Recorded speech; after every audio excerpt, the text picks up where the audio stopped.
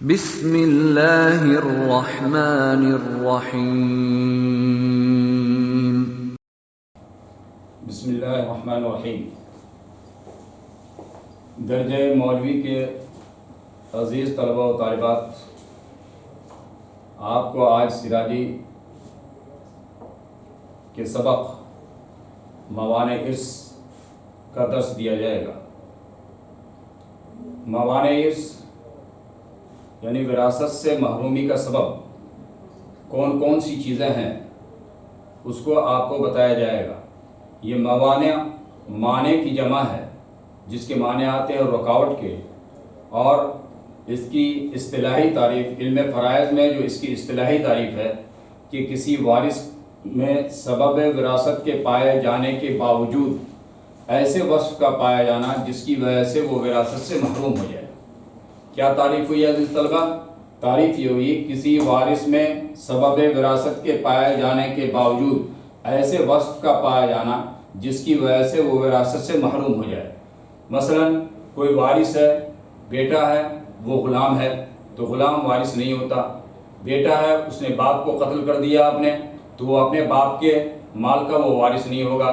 تو چونکہ اس میں سبب وراثت پایا جا رہا تھا، لیکن اس کے اندر ایک ایسا وصف غلامی کا وصف جڑ گیا یا قتل کا وصف جڑ گیا جس کی وجہ سے وہ وراثت سے محروم ہو گیا۔ اسی میں ایک لفظ آتا ہے حاجب، جہاں مانع ہے وہیں اس کے اپوزٹ حاجب بھی ہے کہ حاجب کس مانع اور حاجب کس کو کہتے ہیں، یہ عام طور پہ سوالات کیے جاتے ہیں۔ تو مانع کی تعریف تو میں نے بتا دیا، کسی وارث میں سبب وراثت کے پائے جانے کے باوجود ایسے وصف کا پایا جانا جس کی وجہ سے وہ وراثت سے محروم ہو جائے۔ اور حاجب کہتے ہیں کسی وارث کا دوسرے وارث کی وجہ سے محروم ہو جانا، ایک وارث کا دوسرے وارث کی وجہ سے محروم ہو جانا۔ مثلا بیٹا اور بھائی دونوں عصبہ ہیں، لیکن جب بیٹا اور بھائی موجود ہو تو ایسی صورت میں بھائی محروم ہو جائے گا، بیٹے کو حصہ ملے گا۔ اس کی دوسری مثال آپ لیجئے، جیسے بھائی اور بھتیجا محروم، یہ دونوں موجود ہوں تو ایسی صورت میں بھائی کو حصہ ملے گا اور بھتیجے کو حصہ نہیں ملے گا، بھتیجا محروم ہو جائے گا۔ تو گویا ایک وارث کی وجہ سے دوسرا وارث محروم ہو جا رہا ہے، اس کو حاجب کہا جاتا ہے۔ اب آئیے کہ موانع ارث 4 ہیں۔ میں نے یہاں بلیک بورڈ پہ عزیز طلبہ لکھ دیا ہے کہ موانع ارث 4 ہیں۔ نمبر 1 غلام۔ اب یہ غلام خواہ ناقص ہو یا غلام کامل ہو، مکمل غلام جیسے غلام ہوتا ہے، اور آدھا غلام جیسے کہ مدبر اور مکاتب کو کہتے ہیں۔ مکاتب کہتے ہیں اس کو، مکاتب کہتے ہیں ایسے غلام کو کہ اس کے آقا نے اس سے یہ کہا ہو کہ تم اتنی رقم ادا کر دو تو تم آزاد ہو۔ اب وہ جب بھی اس کی اتنی رقم ادا کر دے گا وہ غلام آزاد ہو جائے گا، اس لیے اس کو مکمل غلام نہیں بلکہ اس کو ناقص غلام کہا جاتا ہے۔ اسی طریقے سے مدبر بھی ناقص غلام ہے، وہ اس اعتبار سے کہ مدبر کہتے ہیں اس شخص کو، اس غلام کو کہ اس کے آقا نے یہ بات کہہ دی ہو کہ تم میرے مرنے کے بعد آزاد، جیسے ہی وہ شخص انتقال کرے گا اس کا آقا، وہ غلام آزاد ہو جائے گا۔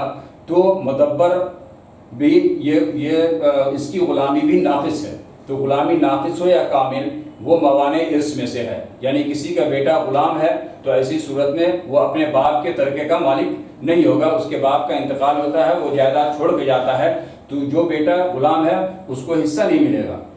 اب وراثت کا دوسرا موانع ارث میں جو دوسری قسم ہے وہ قتل کی ہے، اور قتل میں تفصیل یہ ہے کہ ایسا قتل جس سے قصاص یا کفارہ لازم آتا ہو۔ عزیز طلبہ، آپ کو یہ بات جان لینی چاہیے پہلے کہ قتل کی 5 قسمیں ہیں: قتل عمد، شبہ عمد، قتل خطا، جاری مجرا خطا، قتل بالسبب۔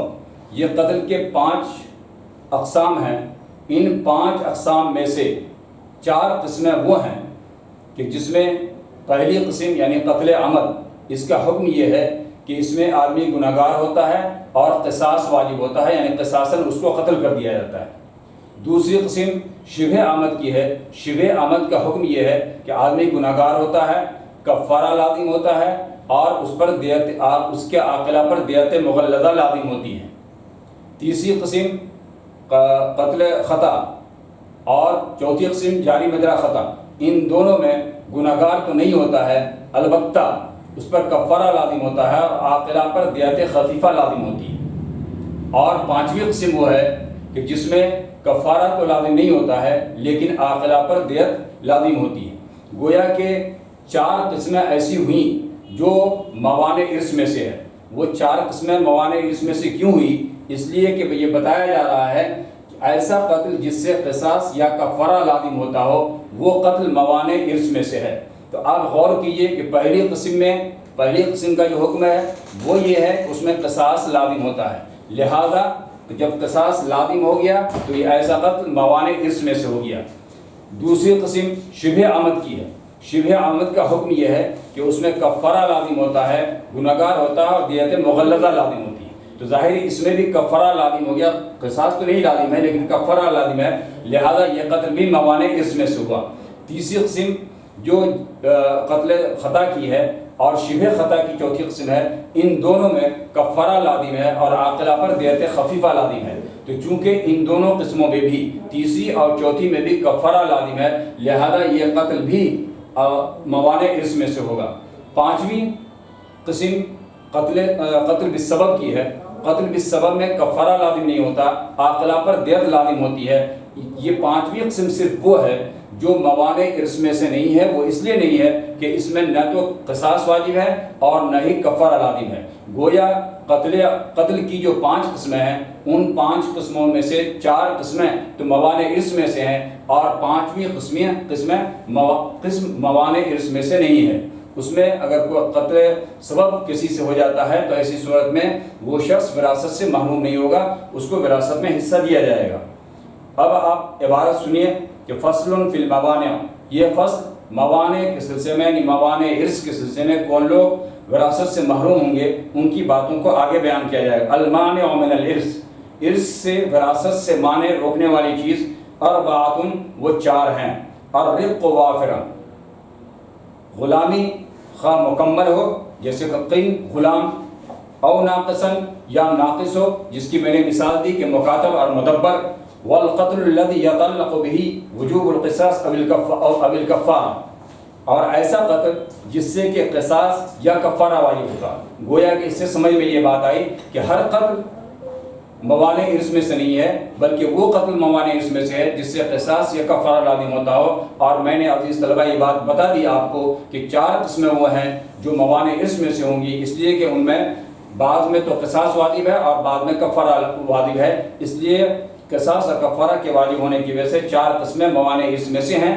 اور 5ویں قسم جو قتل بالسبب کی ہے اس میں چونکہ نہ کفارہ واجب ہے نہ قصاص واجب ہے، اس لیے وہ قتل موانع ارث میں سے نہیں ہے۔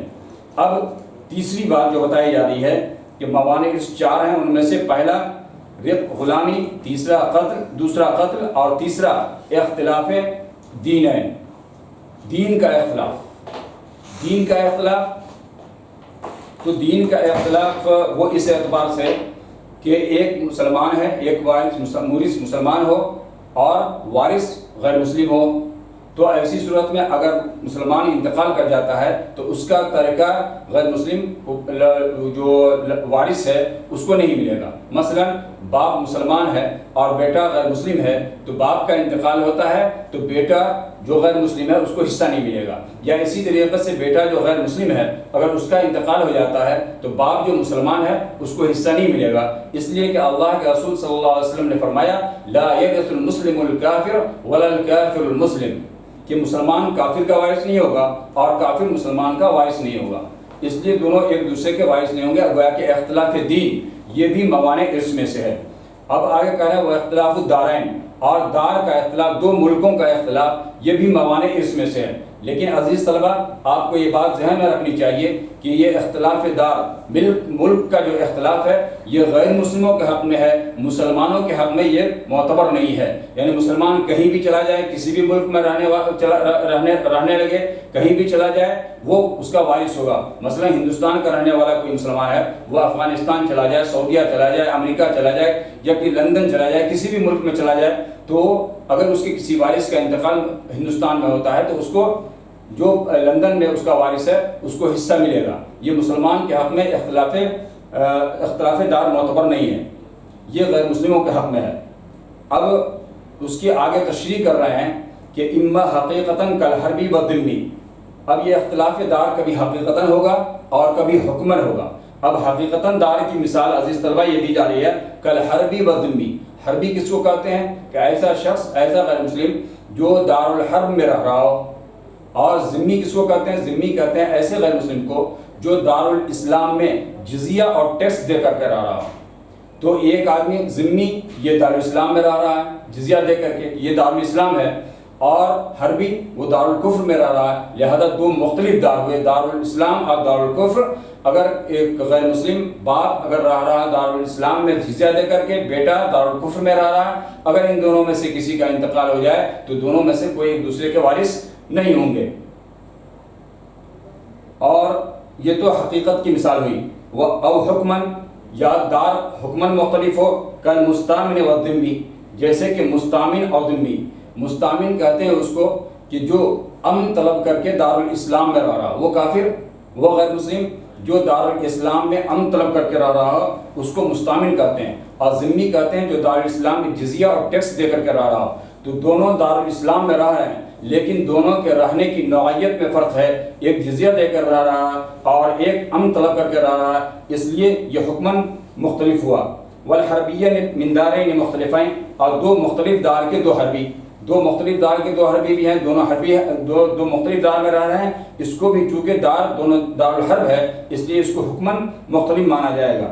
اب دار کی تعریف کیا ہے؟ تو دار کی تعریف کر رہے ہیں الدار انما تختلف باختلاف المناط والملک لانقطاع العصمت فيما بينهم، کہ دار مختلف ہوتا ہے بادشاہ اور لشکر کے مختلف ہونے سے اور ان کے درمیان تحفظ کے معاہدہ کے ختم ہونے کی بنا پر، کہ بادشاہ بھی الگ ہو اور لشکر بھی الگ ہو اور ان دونوں ملکوں کے درمیان تحفظ کا کوئی معاہدہ نہ ہو. اگر اس تعریف پر ہم غور کرتے ہیں تو اب دنیا میں کوئی بھی ملک ایسا نہیں ہے جس کو ہم یہ کہیں کہ اختلاف دار ہے، اس لیے کہ ہر ملک کا ایک دوسرے ملک سے معاہدہ ہے کہ ہمارے ملک کا کوئی شہری آپ کے یہاں جائے گا تو آپ کو امن دینا آپ کی ذمہ داری ہوتی ہے، اس کے جان مال عزت و آبرو کے حفاظت آپ کے ذمہ ہے. یہ معاہدہ ہر ملک سے ہے، اس لیے اب کوئی بھی ملک مختلف ملک نہیں رہا اور یہ نہیں کہا جائے گا کہ فلاں ملک میں چلا جائے گا تو وہ اسے وراثت سے محروم ہو جائے گا.